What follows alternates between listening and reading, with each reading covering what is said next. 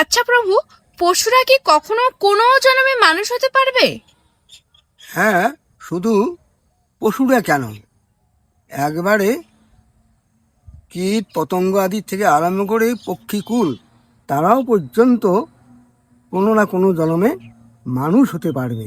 সে সম্বন্ধে পদ্মপুরাণে দেখা যায় যে জলজা নবলক্ষাণী স্থাবরা লক্ষ বিংশতি কিময় রুদ্র শঙ্খকাহা পক্ষিণাং দশলক্ষকম ত্রিংশল্লক্ষাণী পশবহ চতুর্লক্ষাণী মানবাহা।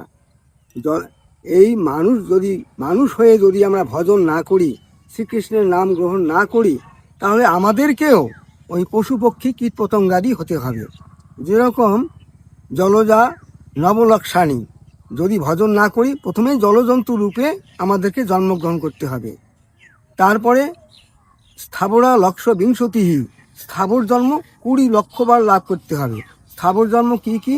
যেমন গাছপালা, পাহাড় পর্বত আদি, হ্যাঁ, এইরকম জন্ম আমাদের 20 লক্ষবার হতে হবে।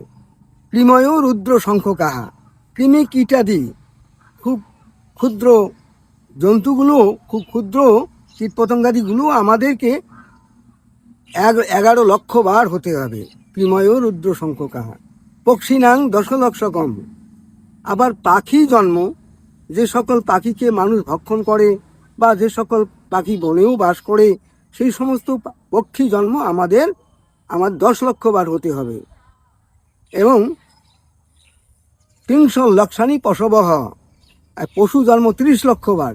তারপরেই আমরা চতুর্লক্ষাণী মানবাহা, 4 লক্ষ বার মানব জন্ম পেতে পারব।